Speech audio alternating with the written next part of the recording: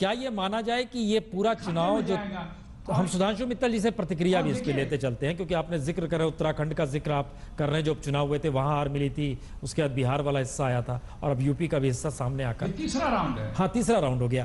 तो सुधांशु मित्तल जी, क्या ये माना जाए कि लोकसभा के चुनाव की छांव से राजनीति निकली नहीं है, लेकिन वोटर्स चीजों को समझ गया है, अब उसे क्या करना है? प्रसून जी, पहले तो एक चीज मैं आपको, और जो ये चुनाव के नतीजे दिख रहे हैं, एक चुनाव का नतीजा आप लोग दिखा नहीं रहे, वो है आसाम का। हम लोग सिलचर की सीट जो है 33,500 वोट से आगे जीत रहे हैं। ये वो सीट है जो सुष्मिता देव, जो वहां की सांसद चुनी गई है, संतोष मोहन देव जी की लड़की, उन्होंने खाली करी है और उस सीट पे हम 33,500 वोट से आगे हैं। वेस्ट बंगाल का आपने देखा। मैं जो चीज पे आना चाह रहा हूं, एक तो जब यूपी के परिप्रेक्ष्य में बात होती है तो एक स्थानीय परिप्रेक्ष्य है वहां का। देखिए, आज तक का इतिहास उपचुनावों का ये रहा है कि उपचुनाव की जीत जो होती है उसमें सरकार पे बहुत की संभावना ज्यादा होती है। It is for the by election seat is for the government of the day. अगर वहां पे विपक्ष जीतता है तो यह अपवाद होता है। क्यों? क्योंकि वहां पे दबाव की राजनीति होती है, वहां पे दुरुपयोग की राजनीति हो, प्रशासनिक समर्थन की राजनीति होती है।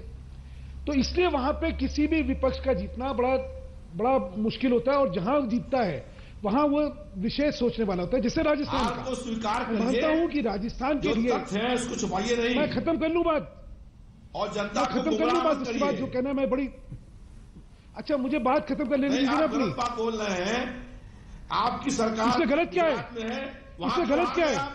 आपकी सरकार राजस्थान में आप पहले सुन तो लीजिए। आप अपना इतिहास देखिए, तो गुजरात में क्यों मान्यवर अपना इतिहास देख लीजिए।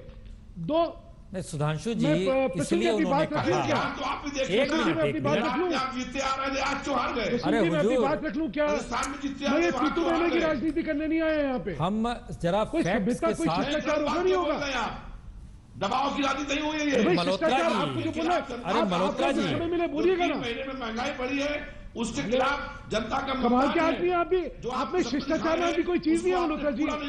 आपको जब मौका मिला आप अपनी बात रखिएगा। जब तक मैं बोल रहा हूँ कम से कम मुझे मेरी बात रखने तो दीजिए। कमाल के आदमी आप भी जनता के ऊपर। रविदास जी, अगर आपको इस तरह चलाना है क्या ये प्रसून जी, ये चर्चा इस तरह चलनी है क्या? रविदास जी, इसलिए हम ये कह रहे हैं, किस तरह चल रही रविदास है? जी हमारी बात तो सुनिए एक मिनट। रविदास जी, सरकार दबाव है। अरे रविदास जी सुनिए तो हमारी बात।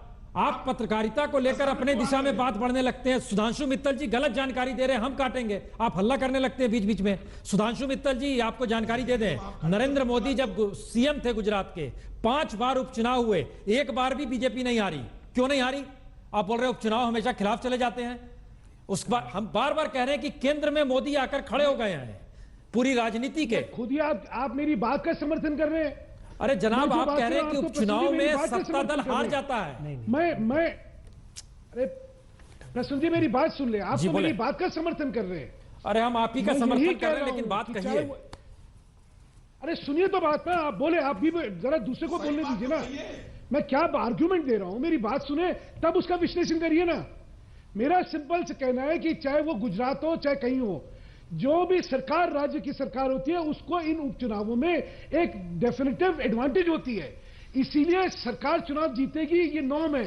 नहीं तो राजस्थान में भी तो सरकार बीजेपी की है। ये अपवाद होता है और ये चिंता का विषय होता है, ये विश्लेषण का विषय है। अरे जनाब, राजस्थान में बीजेपी की सरकार है, चिंता का विषय है। वहां पे राजस्थान में हमारी सरकार है, चिंता का विषय है कि वहां पे 4 में से 3 जब कांग्रेस जीतती है तो वाकई उसका एक संदेश है, और ये बहुत बड़ा चिंता का विषय है।